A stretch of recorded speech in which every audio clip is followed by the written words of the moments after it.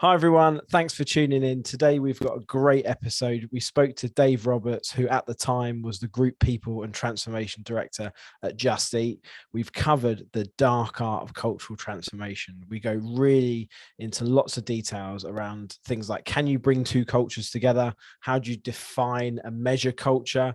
And can culture actually really be changed in a company? Yeah, this was an interesting one for me, as I've had some long forged opinions on what's possible for cultural change, but I have to say, it did change a lot of my thinking in terms of what's possible with cultural harmonization, and having a look at when is it you're going too far in trying to bring two cultures together, and the future really for roles within HR to purely dedicate themselves to focusing on culture, and whether or not that's something that actually has a place for future organizations. Yeah, so please like and subscribe, and we'll catch you next time.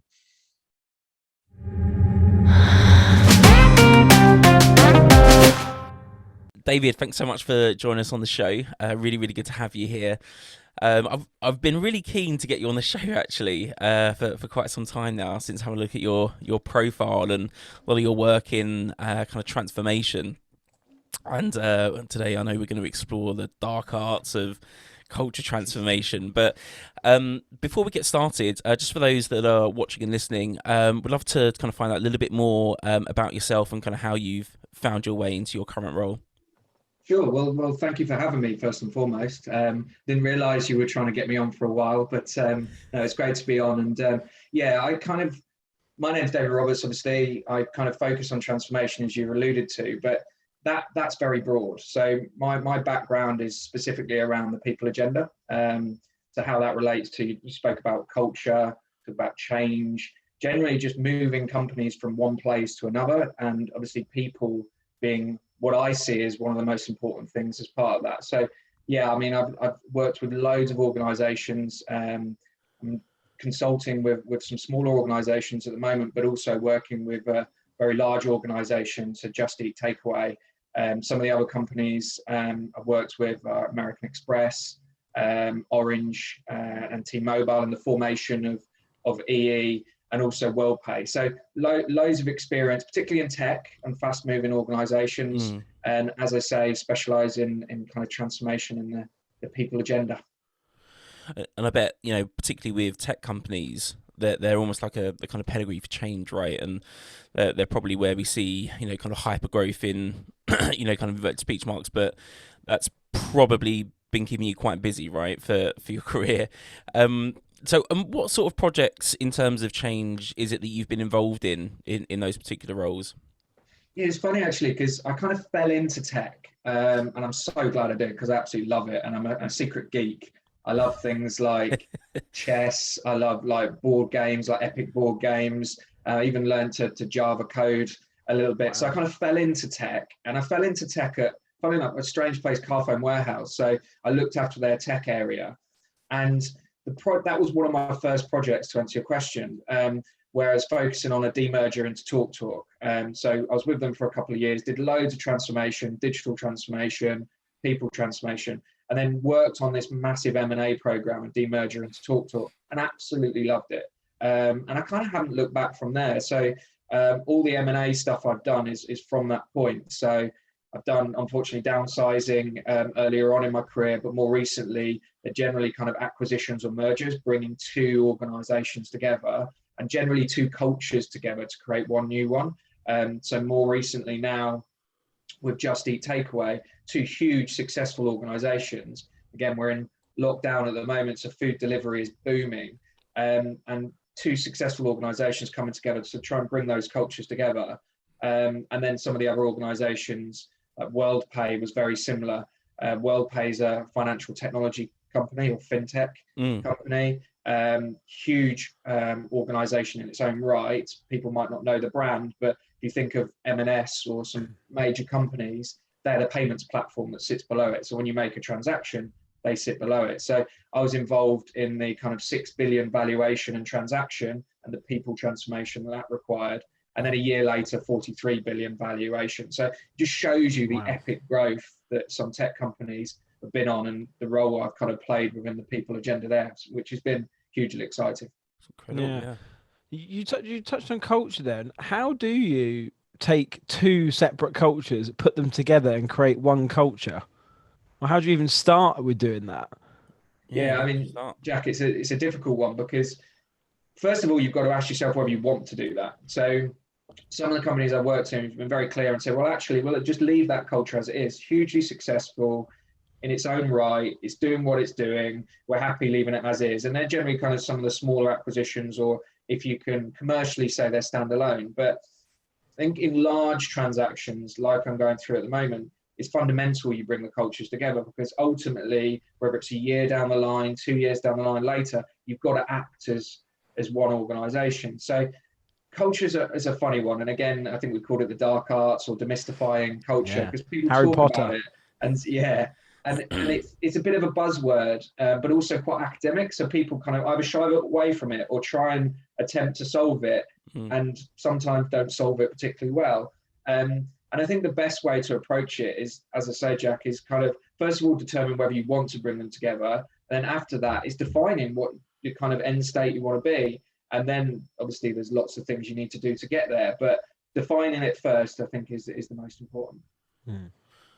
Love that. And the it's funny because as you were talking, I was kind of thinking about some of the other kind of mergers and acquisitions, and ultimately the harmonization activities that then take part. And I don't think I've ever heard anyone talk about culture harmonization. We talk a lot about policy harmonization, benefits harmonization, getting those T's and C's aligned, and kind of the operational efficiencies that you get from it. But I think the topic potentially of culture harmonization is one that's particularly interesting, and probably now so as well, that companies are going through a lot of transformation. Some are booming, as Just Eat Takeaways, is, and some are downsizing, because they've been hit kind of quite hard recently, and so there's a lot of mergers, acquisitions, divestments, and kind of carve outs. So if you're in the situation where you are potentially kind of facing a decision or an audit, should we say, to approach a kind of culture harmonization, you do need to identify, what is it? I guess you've got to kind of take stock, right, of what do we got, what are we working with, and kind of where have we got synergies and where haven't we? But like, where do you start? So if you're looking at one of these, kind of challenges right now, and you're wondering, do I leave them apart or do I bring them together? Where do you start to kind of audit? What do I have and what do I do? Yeah, so I mean, I'm lucky. Obviously, I've got lots of experience, so you kind of inherently know how to assess the organization. But I think generally speaking, if people are listening and thinking, right, just what's a simple way of doing this? I would always say, and it's an obvious thing, really, it's kind of just gap analysis, where you're kind of going, what's your current state? Where are you at today? What's almost your baseline? What works well? What doesn't work well? Interview people, get to know kind of the current culture. And then, as I say, you define where you want to end up, right? So like as a joint organization or as a standalone organization that wants to kind of immensely change their culture, where do you want to end up? And that leaves you obviously this gap. And it's funny you say that, Matt, in terms of most people kind of look at cost synergies, or they will look at the smarter stuff, like almost the obvious stuff, financial, operational, and that's not my bag. I know it, but obviously that will get looked after. What they leave is the stuff that I focus on. So it's important you really kind of challenge yourself around what that gap is as it relates to people. So how do people feel about their current company? How do they feel? What's the barriers getting to that new company? What talent do you have? Like, do you have the right skills and capabilities in the organization to get you there? All of these things play out as you kind of do that gap analysis. And obviously I see that as the fun bit, because it's I remember one of my senior leaders, actually when I was in the Middle East, he explained to me, most people get paid well to do the kind of the financial stuff, the operational stuff, but actually the stuff that people don't want to do is the stuff that we focus on. And he happened to be a senior guy in people, because it is a dark art, or it is psychological, where you can't necessarily make it tangible. But actually, if you build that gap analysis, you can make it tangible, and you can prove that actually by moving from here to here with people, but that's going to give you a tangible result as it relates to all the commercials and the smart stuff that often people get. Yeah. And you could argue, I guess, as well that, kind of culture, and some of the emotional things, I guess, that you would harmonise could potentially have a far bigger impact financially and operationally than the actual things that you can look at and kind of see in a binary sense, right? Harmonizing a policy and saving a couple 100K is good, but if you've got a fully engaged workforce of 10,000 employees, being more productive, putting in more discretionary effort, and all those other, again, dark arts around creativity and innovation and kind of fostering growth and all that sort of stuff, arguably that's a longer term, more sustainable return as well, right? Yeah, absolutely. And I don't know about you, but it's early in the morning. And if you think about culture, just think about your home life. Like, we've got quite a well-defined culture at home, i.e. my wife rules the roost. And she said this morning, if I'm going to do this podcast, I've got to help with the kids. I've got to get them out the door. So it's quite a clear culture. We set out what we needed to achieve. She was very clear on what she needed from me. I played my role. The kids played their role because they're scared of mummy too. We had a culture that kind of worked this morning. But then equally that might not be a culture that works all the time for all families. So it's kind of, if you think of culture as well, think of your home life and how you've kind of formed the culture. So my wife and I have been together for many, many years, and I've got to the point, probably actually after year one, where I realised she was the boss. But if you think of home life, you think about how that culture's kind of accumulated over years, and you've got to a place that's hopefully a happy place. That's generally where businesses go, but there's a lot of fighting against cultures when you think of businesses. Whereas families kind of works quite well because you don't fight against it, where families are obviously doing well. It's a really interesting point, actually, because culture is about many different things. There's both good culture and bad culture as well, but people tend to focus on the good culture but don't define it very well. And I sound like a broken record sometimes because I'm I'm really passionate that we overuse a lot of words in the industry. Like flex is one for me. I'm just like, it's almost become toxic because it means different things to different people, and it's people use it in a context that's almost meaningless. I'm getting to the point that I feel like culture is the same. Like, input the word culture and everything's okay, or it fixes everything. When actually, what you're saying is really fascinating, because how do you define that? How do you approach culture? People, I think, automatically go to this place where they think about fridges and Xboxes and pool tables, when actually, if that's the culture at organization, then fine. But there is other elements of culture as well that might not be as attractive. Also, I think Matt and I, in speaking to lots of different people, we're getting this theme of kind of feedback culture. People and organizations understand how important it is to constantly get information from people and data, in order to justify where they're going, but also make decisions to make a change. And I know how vital that is in transformation exercises. But when it comes to culture individually as a thing, and kind of strategizing, setting the direction you want to go in, what are the different bits of data that you can collect? What are the data points that can support you with either defining culture or getting some feedback around this massive word of culture?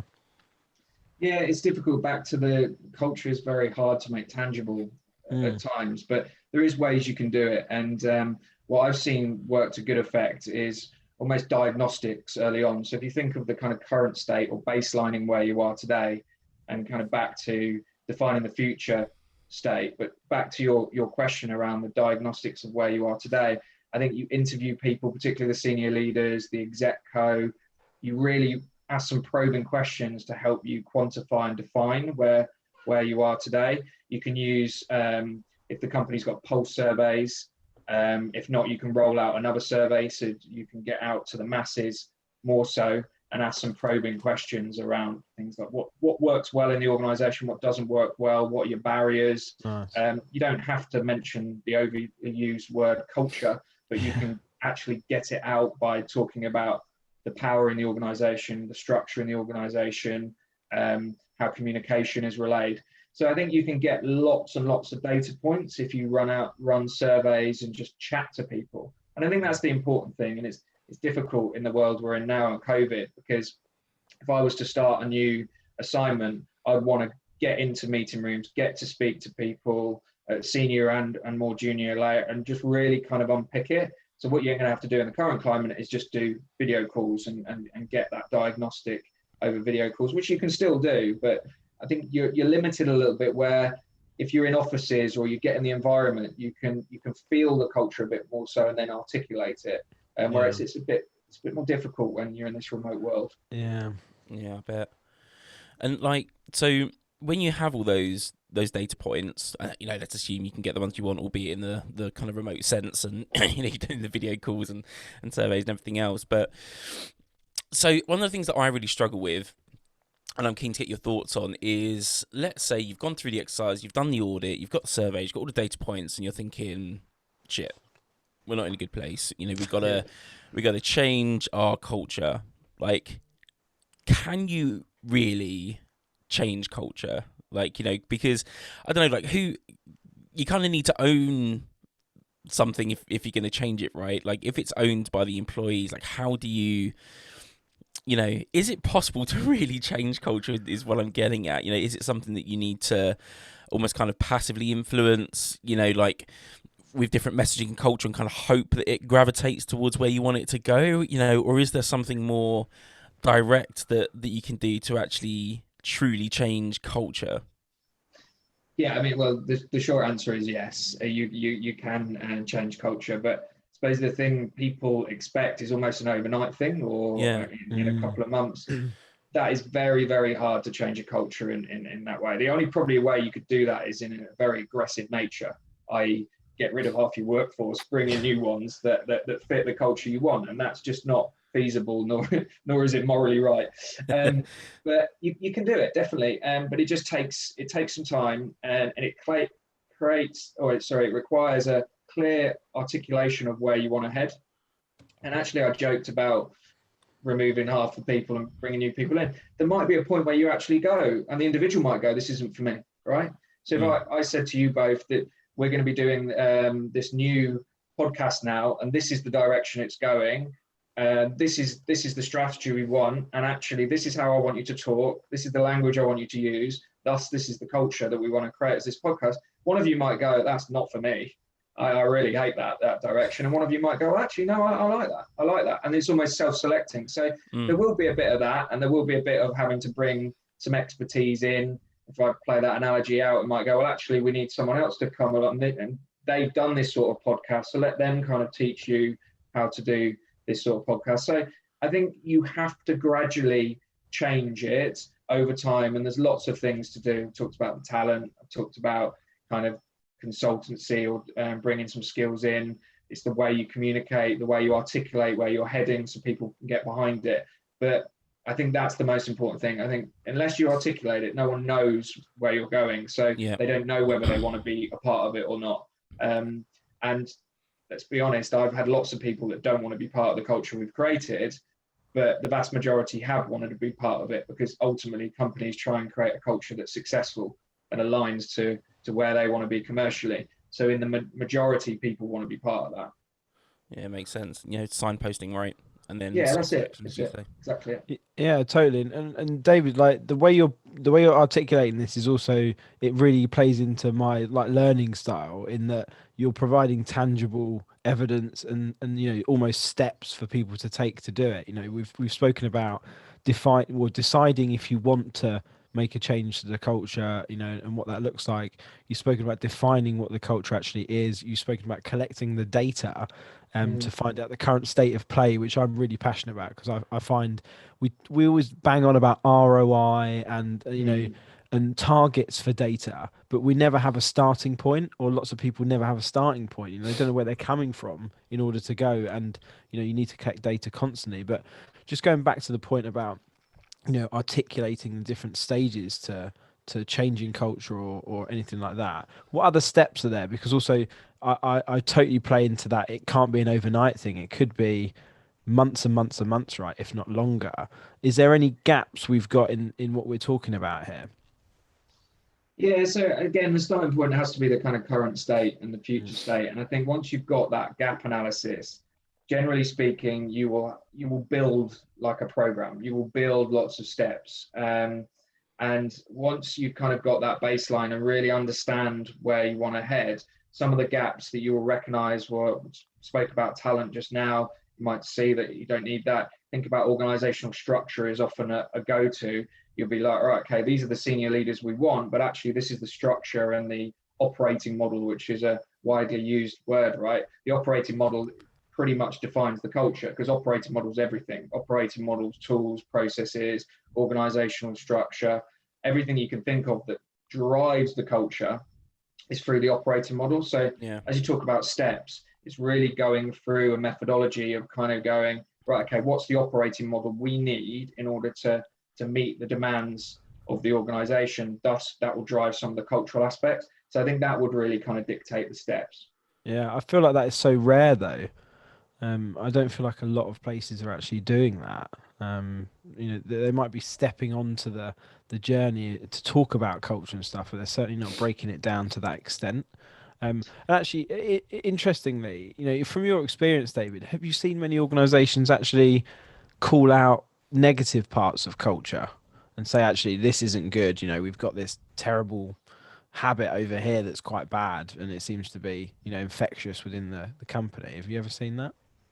Yeah, they're quite reluctant to do it. And particularly if you look at founder-led organizations. So again, working with some startups and with some founders, very reluctant to look at anything negative about their business. And I'll be the same. If I found an organization and it's been immensely successful and everyone's told me how amazing I am every day, and then for someone to come along or a group of people to come along and go, well, actually, this is quite toxic, or the way that this is going on over here, that's not going to help you. So super reluctant. So you have to be mindful of that reluctance, but also quite cautious in the way that you present it. And it comes back to your kind of data point. I think anyone can come out with a motive statement going, this is shit. Have you seen what you're doing over here? It's really bad. But if you go, well, actually, I've got 50 people that have cited this as something that's impacting us to be successful, it takes away the emotion and makes it a lot more rational. Even though it's quite an emotive topic in itself, it makes it more rational in order to do something about it. So yeah, you find it all the time. It's like people don't want to hear it, but then if they know the benefit for them as part of it, then they're willing to listen and do something about it, essentially. Yeah, like, so what does it mean to me and how can I fix it? Because like you said, anyone can say this is rubbish, but actually, why is it rubbish? What is it that you're saying is rubbish? And then how do we change it? Yeah, I don't know about you. I get frustrated. And it's in my personal life as well. It's like, and my wife and I argue about it sometimes. Like, if you articulate the problem on its own, it's quite annoying. But if you kind of like go, actually, this is the problem, here's some options to potentially fix it, then that's a much better dialogue than just articulating what's annoying all the time. Yeah, you sound like one of my old bosses. He was like, listen, Matt, stop coming to me with problems, come to me with solutions. And I was like, oh, what do you mean? I was like, yeah, okay, I get it. No, what's your problem? Yeah. I thought I was just here to tell you what really annoys me. Like, yeah, this is wrong. And then I just leave. Bye. Yeah. Have you seen any, because I appreciate you've been through a lot of these projects, right, and you've seen the good, the bad, the ugly, and kind of everything in between, I would bet. And you've probably seen some examples of where people have kind of done this really, really successfully and have, affected change in the right way. And I would imagine, on the flip side of that, you've probably seen some examples of where people haven't necessarily done it as successfully, but perhaps as they had hoped. So if we start with the bad news and then kind of finish on the good, what kind of mistakes do people normally make when they decide we've audited it, we understand there's a gap, we want to close that gap, and we are going to harmonise our cultures, or we're going to change the overall culture? What mistakes are people making that others should potentially avoid? I need to be careful now because I can't cite any bad reference and make it clear what organisation I'm talking Hypothetically about. speaking. Keeping it nice and generic. So if think about one organisation I worked for, they had a very dictatorial CEO. The culture that he drove was very kind of aggressive. It was a fear culture. I remember lining up in a boardroom. You kind of line up against your kind of counterpart. So I was lining up against the chief of people because I was working in a separate role. The CEO would line up with the the MD of the business area I was working with, and everyone was shit scared to the point where you'd walk in and like they'd go, right, just be mindful, you're quite young. He's gonna drill you. He drills everyone when they first come into the boardroom. He is literally gonna like just be prepared. So I was like, okay, and he did, and he was like going, why are you here? Get out, you're too young to be in here. Wow. And he was going, it was a test, obviously, but it gives you an insight around the culture. Mm-hmm. But the ironic thing was that probably 2 or 3 people on the board and on the exec co was of similar ilk, because they were just learned behavior or they knew how to work with the CEO. The rest of the organization weren't like that. There was certainly areas that were more playful. The culture was different to what some of the senior leaders were driving. And I suppose that's my point. Where it fails is where there's a disconnect. And I'm not saying that actually the fear culture was wrong for the organization. I'm not saying that the employees were wrong, but there was a disconnect between what the organization was doing and what the leadership was driving. And that played out. And the organization, even though it's still a successful organization, I think over the recent years, it's not done as well as it could have done, and it's well cited. It's not done as well as it could have done. So I haven't given away any organization here, but I think the point being that if you have that disconnect and there's 2 cultures being driven in 2 completely different ways, something's going to break at some point. And it ultimately did. Yeah, because it's an opposing dynamic, right? Pulling in different directions. Yeah. An unstoppable object meeting an immovable force. Oh, That's it. I got that from Batman. Oh, right, okay. There's a lot more You're going to take precise way full of credit for explaining that. it than me, Jack, so we should have just gone with that. Yeah, that's cool. But I really that concept of learned behaviors really resonates with me, because that is also all around us, right? You know, with kids learning behaviors from adults and parents, but also I've dealt with people before where, you know, they've been quite aggressive or forward, you know, and then I've seen them in a boardroom environment, and actually I've seen that they've learned that directly from their board. That's because it. they're really you know, at the bottom of the chain in that room and getting the aggression all towards them, and then they're just taking that and using it in the environment that they're working in. And you know, that's a great example of an area of culture that needs development, but also, you know, that's going to be really hard to change, right? Yeah, and leaders drive it, and I've seen organisation where leaders, back to your point, Matt, around can culture change overnight. I've seen leaders, without even consciously doing it, change a culture over the space of over a long period of time, just because they're constantly either bringing people in that meet that culture, or they're encouraging it through the performance management they're doing, they're rewarding it. And it's just generally, without even thinking about it, without even doing the gap analysis I spoke about, it just happens over time inherently. And you've got to be mindful of that, particularly as you look at your senior leadership team. You've got to think, well, actually, is this the A team, and is this the team that we do want to have other people look at and think that's what I want to be like? Yeah. It's almost like that saying, you know, like don't dress for the job you've got, just dress for the job you want.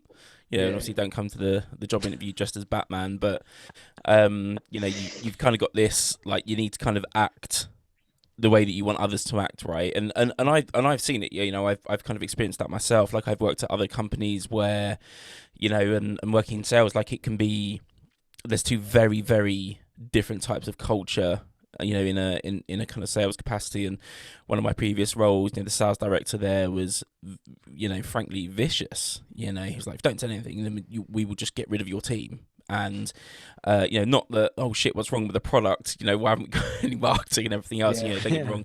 You know, Bad blames his tools and all that. But yeah, you know, we had much bigger problems than the team, and it bred this culture of fear. And it was horrible, you know, and people had mental health issues. You know, people got signed off of work for long-term sickness because they were experiencing all sorts. And to be honest, I think that's probably where a lot of my, you know, mental health concerns came from. And then, you know, moving over to another role, you know, I kind of experienced 2 very different types of managers. And, like, you know, the first one was kind of very focused on, you know, the kind of competitive side, and was less about collaboration, you know, and if there was a deal or a project that, you know, he wanted someone to work on but they didn't own the account, it kind of forced a 50-50 split. Or if you asked one of your colleagues to say, hey, listen, I'm on leave, it's my kid's birthday. Do you reckon you could cover this pitch? You'd be like, all right, I'll do it for 50-50 split. And and that was just kind of bred in, and you couldn't give up. You couldn't cover them because you know that they wouldn't cover you. And then the kind of management change, and we kind of went through this kind of wholesale change of leadership. And then we got a kind of new manager on board, and he was like, that's the first thing I'm stamping out. We're not, we're all a family here. We're friends as well as colleagues. I'm not entertaining any split deals. If you're on leave, someone will cover you, and if you're, and vice versa and stuff. And now it's such a healthy culture. People are sharing their ideas with each other because they're not worried about protecting their IP because they need to compete. People are sharing, their experiences, even things like PowerPoint presentations, proposals, but like, without being asked, they're just like, hey, I've just created this thing that I've just spent, a week creating. Here it is for free. Like, and then, vice versa, you kind of get the information back. And now, and we're absolutely firing as a team, like as a result. And obviously that's like a little, micro example, but you can see how it plays out at a macro level on a much bigger stage, over a longer period of time, I'm sure. But, I've definitely seen that type of, scenario kind of play out on that level. And I definitely agree with it. And that's great to hear. And you touched on a couple of things there, and I've been kind of focusing more on the corporate angle, really, because I'm trying to get across that actually, if you do these things, it makes organizations successful. But you touched on something equally important, arguably more important, is people's well-being and health, right? Is if you give people clarity so they know what they're signing up for, then you're setting the expectations, right? So if it is a fear culture, you can go, well, actually, I'll be a part of that, or I won't be part of that. But you've got to set those expectations for people so they know what they're signing up for. And if you have pockets of different cultures and you have pockets of some fearful, some more collaborative, then again, people don't know whether they're kind of coming or going. So I think that's another reason why you should do it, for people's well-being. And what's great to see, I don't know if you guys have seen it over the years, is we seem to, in society generally, but also it plays out into the corporate world, there's a lot more collaboration, there's a removal of hierarchies, removal of power structures, removal of some of those traditional kind of fear cultures. If you think of some of traditional banking, some of the horror stories you would hear, even just small things like making people redundant, where you just kind of like you get asked to leave and take your stuff from your desk and go. Those times seem to be, touch wood on my desk, seem to be kind of dying out, and they are driven by cultures and execs. And it's great to see some of the more modern thinking, more progressive thinking, particularly if you look at tech industry or other companies, is a lot more collaborative, remove the hierarchies. I'll listen to anyone, I'll talk to anyone. They care about mental well-being, diversity and inclusion is a key topic. But these are all things that form a culture. But it's great to see that every organization, certainly I speak to or do podcasts or roundtables like this and hear from, are a lot more progressive in their thinking. Yeah. I do still think there's quite a lot of issues though, aren't there? Because there's lots of companies out there that talk the talk but don't walk the walk. And it's both frightening but also so true. Your example of you're too young to be in this room, because that shouldn't be something that's ever said, but we know it happens, and we know that it happens across other areas of diversity and inclusion, and discrimination occurs everywhere, and it's sometimes, like you said, part of the culture, and it's learned behaviors and stuff like that. But so it sounds like you've from your career, you've also got a lot of experience in bringing things together, taking them apart, bringing them together.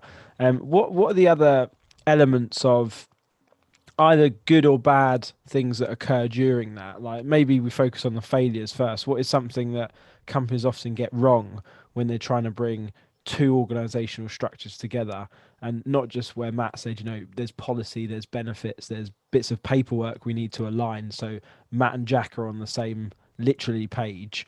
But what often goes wrong, and what do people miss out? You're really challenging me to focus on the negative, aren't you? I'm such a positive person. That's good. All the positives, all the companies that are going well. We don't want good news. We'll do good after bad. I actually just think not enough people focus on the challenging areas of this. Culture seems to be like all about unicorns and pool tables, like I said. And actually, I think there's some harsh realizations people need to have about it.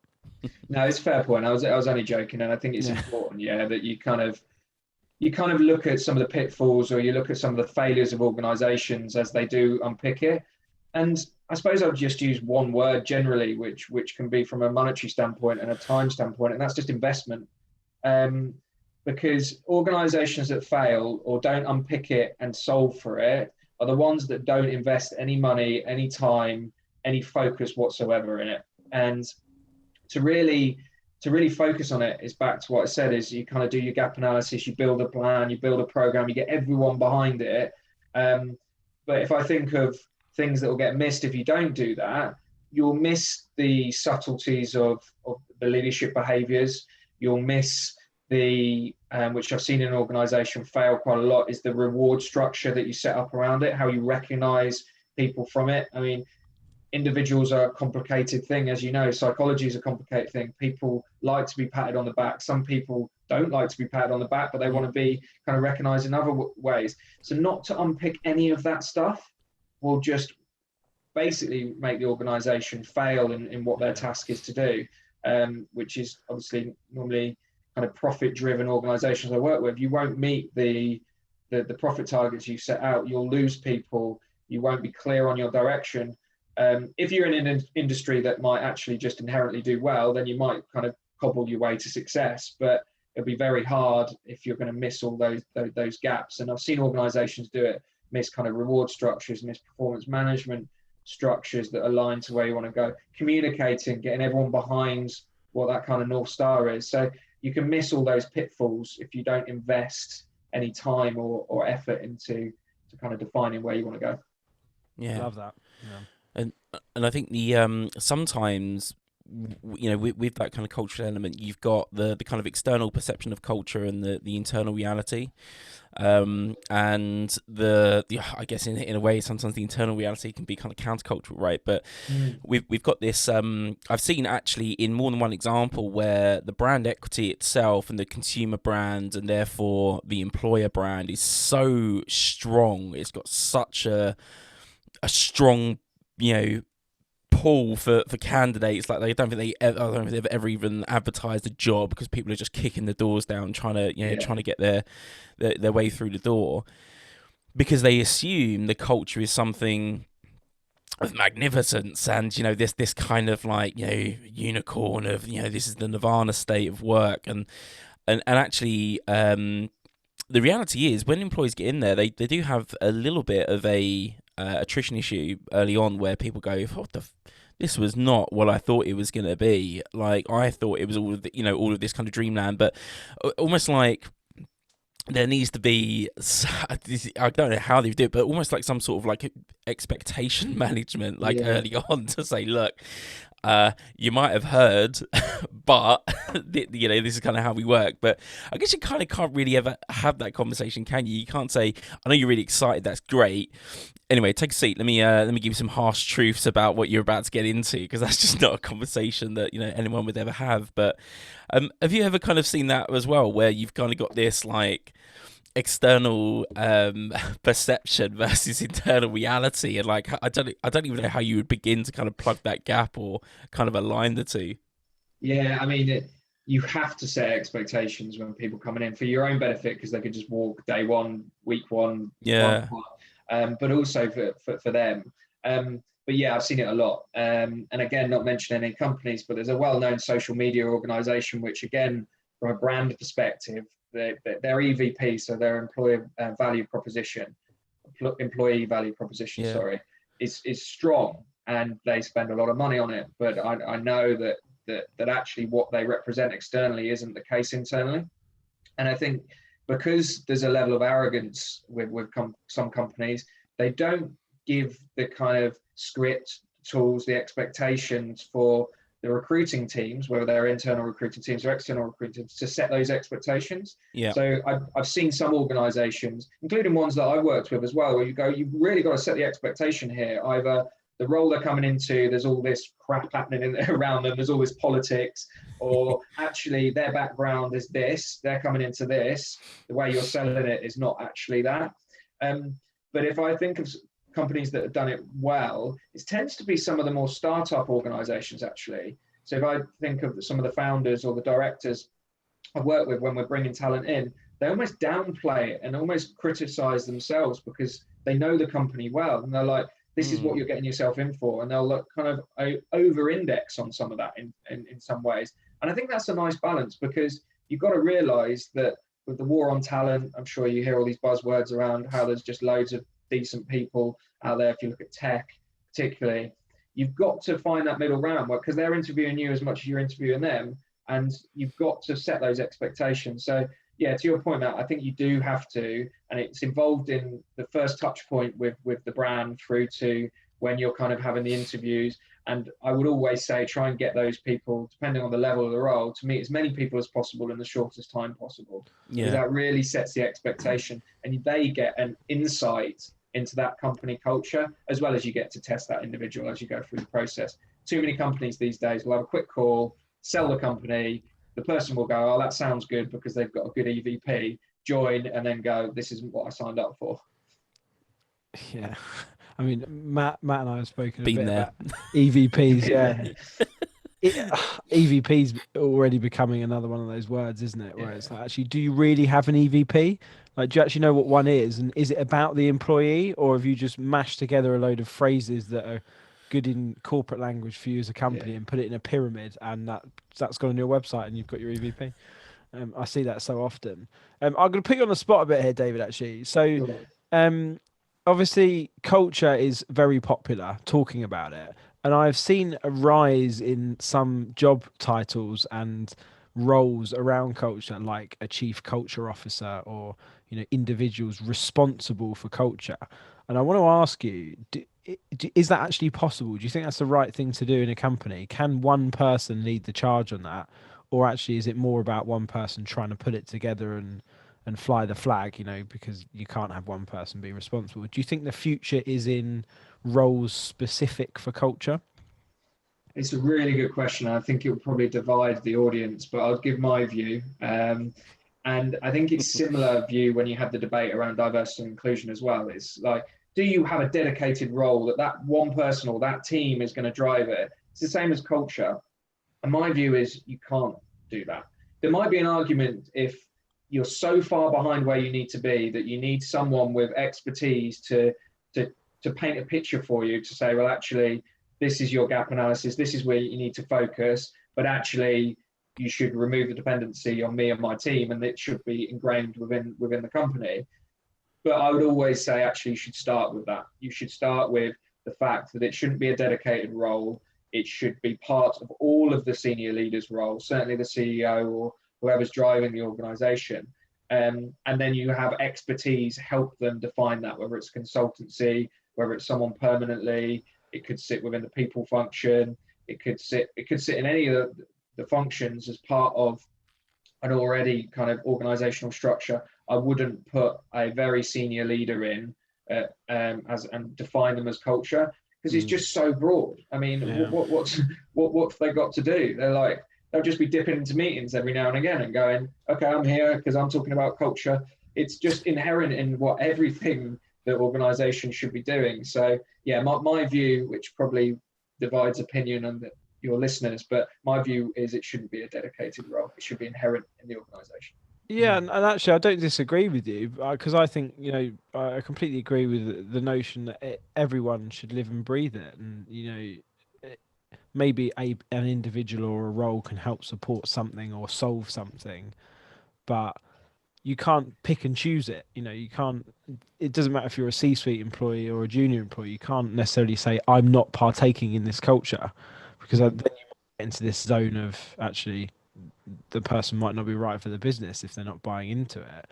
But I've also heard a few people say, that concept is wrong. And if someone's not buying into a culture and they're not fit for the culture of a company, then, that notion isn't correct, because we don't want to live in this world where people clash like that, or, someone doesn't fit somewhere. And then we get into that whole argument about excluding people or whatever. No one should ever not fit anywhere.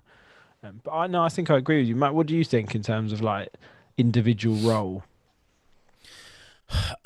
It's one that I wrestle with, to be honest with you. I'm a bit of a metronome, just like back and forth, back and forth. And I'm like, yeah, it's great. I'm not sure. Yeah.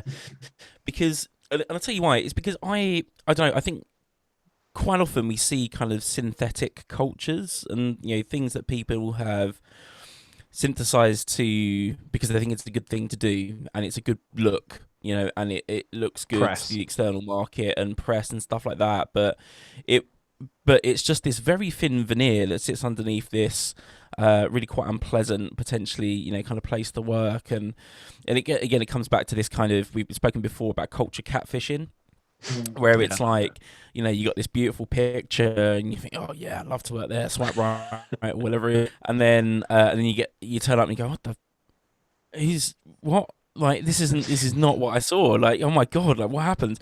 Yeah. So then when we kind of get to the point where, you know, people are, I'll tell you what, the way to summarize is it depends why they were hired. Are they hired because culture is important? Yeah, you know, and it was a proactive step and they're in there to continue to reinforce, or were they hired because you got a problem and you know, and you're trying to change it? Because to Jack's point, I don't think anyone can you know, by themselves own or manage culture, but at the same time I do believe there is a middle ground to reach where someone needs to be cognizant of it. We do have those feedback loops, we do have our understanding on how we communicate it.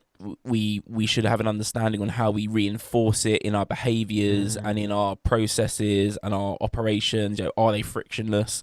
You know, are we focusing on well-being? Are we enabling employees to bring themselves to, you know, full selves to work? And, you know, because I've been in those situations before where you can't, you know, like, again, not mentioning names, like, you know, I've been told I need to take elocution lessons before, and that's why I'm not selling, because I sound too common, right? And it's like, well, I can't bring myself to work if that's what you know, if that's the reason why you think.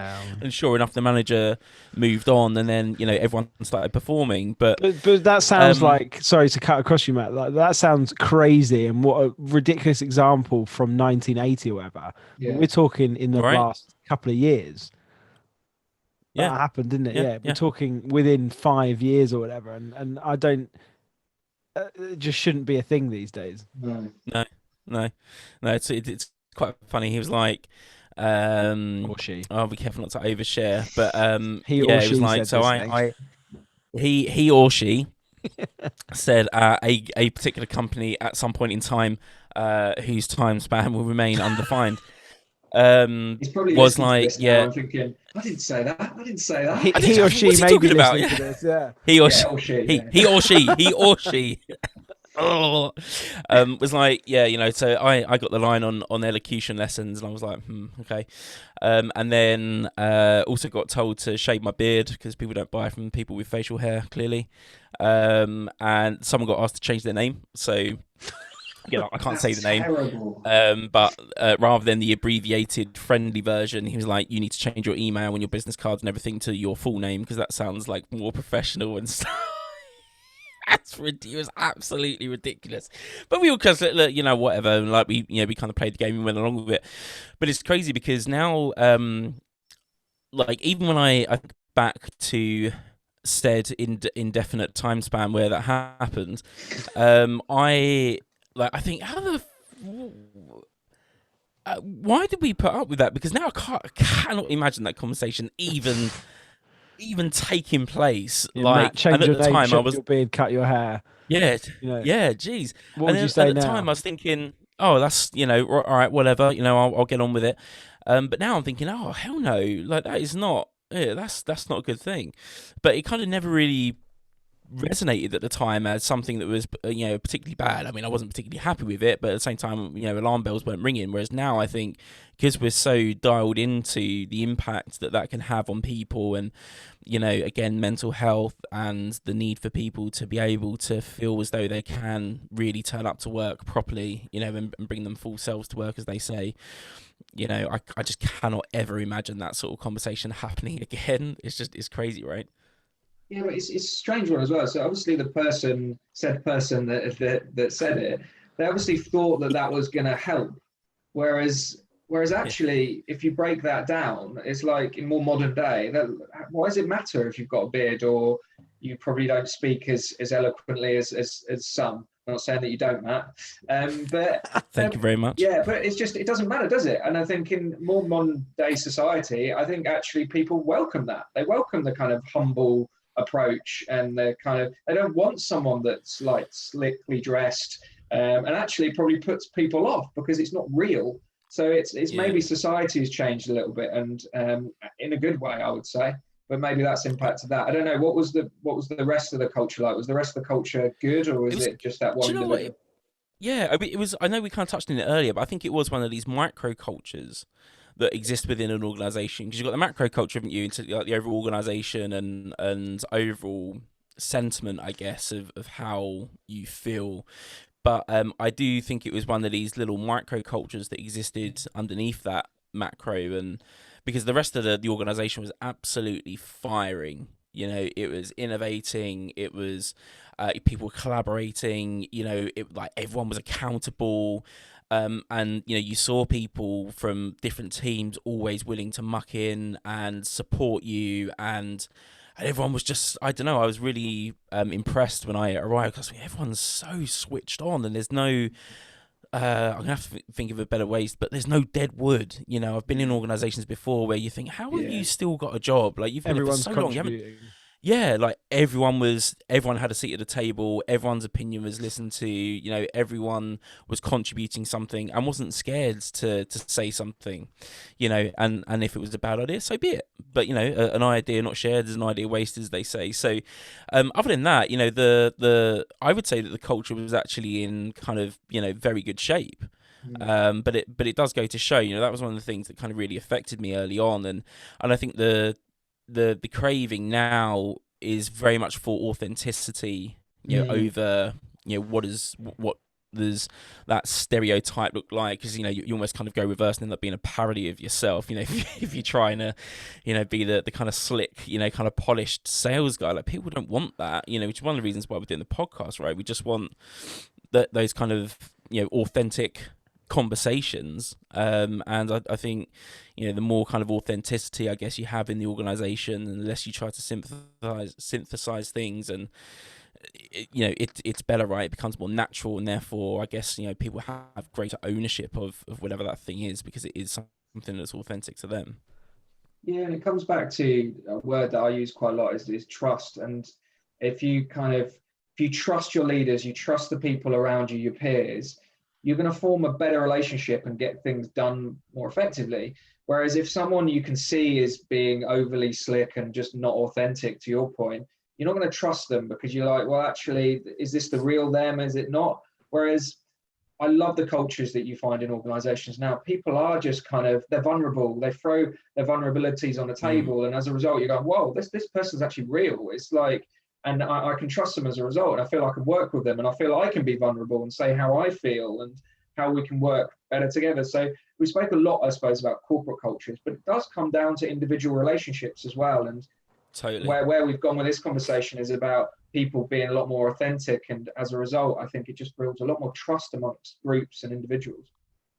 Yeah, I completely agree. And as that. you were both talking, I was thinking about individualism as part of it, because as people, we're very adaptable, you know, and we also soak up and adopt other people's cultures and behaviors, don't we? Not just the learned behaviors thing we spoke about, but, you know, be it going to a meeting with somebody and, you know, you need to find out what's appropriate to dress, or, you know, things like that. And I think that's a good thing, because I think it's both respectful and it's collaborative. Because, you know, if you go, I've been plenty of companies and they've said, look, don't it's not a suit and tie thing, you know, like turn up in whatever you want, because that's our culture and our style, you know, and that's like a really good side of things for me. But sometimes you do have to wear a suit and a tie if you're seeing, you know, a certain type of organization. I get that. The same with an interview, right? You go into an interview, but I don't think there's anything wrong with that, because you're buying into a culture, aren't you? As long as you're invested in that, you're buying into a change potentially in yourself, but also, you know, there is a sweet spot where you might be able to find the exact place that you want to be, where you can genuinely be yourself all the time.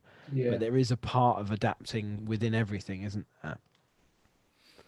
Yeah, definitely. And it'd be interesting to see, if you fast forward 10 years, whether people still wear suit and ties. And I suppose what it does do is it shows you make an effort, I suppose. Like when you if you rocked up in your shorts and sandals to an interview, it shows you've just thrown some clothes on. So I suppose wearing smarter attire to an interview shows an effort, but then on the flip side, you can show efforts in other ways. So I would love to see, and my wife gets annoyed with me because I'm always thinking about kind of next trends or next things that will happen in the next kind of few years or next 10 years. I think this trend will continue. I think people will work from home. Obviously, we're doing it already, but a lot more readily. I think there'll be small head offices, but I don't think people will generally wear suits and ties and things like that. So I think this trend will continue. I know we're speaking about a small thing about what people wear at interviews, but I think it is reminiscent of how companies are going to change and adapt and become a lot more informal as a result, I think. I think it's so important. I think Matt and I were talking about this the other day, right? Because we're wearing hoodies, admittedly, but we're rocking a brand, right? So that's our excuse as well, because this is us, right? But I think we're not in an environment anymore where I don't think you can get away with wearing a suit and tie if you're sitting in on a chair at home for 12 hours. It looks a bit weird, doesn't it? So strange, yeah. And actually, if the person stood up, would they be like wearing lounge shorts or something, or their pajamas or no shorts? Exactly, yeah. But Matt and I were saying how in the environment where you can't do that as much anymore, and there's nothing wrong with just wearing a t-shirt or a polo shirt, or some people still wear formal shirts, but you can enhance the quality of the connection that you have with people by making sure that you've got your camera set up right and they can hear you. And I'm not just talking about equipment like this, but I hope we abolish the early days of someone on an ironing board with the camera pointing up and you can only see the top of their head. You can't hear them. For me, that is the new dressing smart. Converting that to I can see you clearly, I can hear you clearly, you've got my attention. I'm not sort of flipping in and out of my camera because I want to do God knows what in the background. I've got your attention and I'm completely here as much as possible as I could be in person. Yeah, and we're doing it at the moment, and it's great to see. But we're giving people money to ensure that they have everything that they need at home. And I'd love to see organisations do more of that, right? And it's quite easy to see, particularly organisations that are doing well, how much they're saving from not having people in head offices. So use that money, invest back into people, allow them to have a decent setup. Unfortunately, early on in lockdown, I'm sure you spoke to people. Know people that they're either in house shares or they don't have the equipment, and so it hasn't been rosy for everyone. So companies, I think, have an obligation to make sure people have what they need at home, so they're not doing calls on ironing boards or they're not having to share desks with their mates that they're living with. So hopefully a lot more organisations will start doing that. Even if we come out of lockdown in countries, and even if people start going back to the office, it'd be nice to see that they can provide a home setup for them. Yeah, completely agree. It makes a world of difference to me having a nice space to work. I can actually be productive and focus on what the hell I'm doing. Look, I mean, like I feel like we're even only just getting the conversation started. But I think we could talk about this stuff for hours. It's something I know that Jack and I are particularly passionate about. But I'd say I think this conversation has been fascinating to listen to. I love your ideas, and I love your insights, and you've obviously got a huge amount of experience in this area, so thanks so much for giving us the opportunity to tap into some of that and kind of share that with some of our kind of followers and our listeners. If someone kind of listening to this likes what you're saying and likes the cut of your jib and would like to kind of get in touch with you and connect in with you, what's the best way for people to get in touch?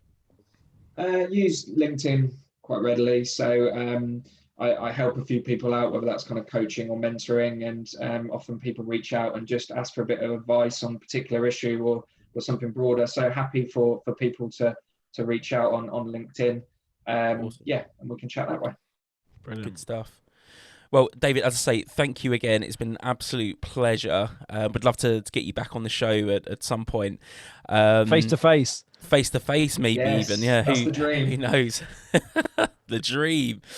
First world problems. All right. Yeah, no, David, honestly, it's been an absolute pleasure. Fascinating conversation. Thanks so much for taking the time. And we'll speak to you again very soon. Appreciate it. Thanks for having me, guys.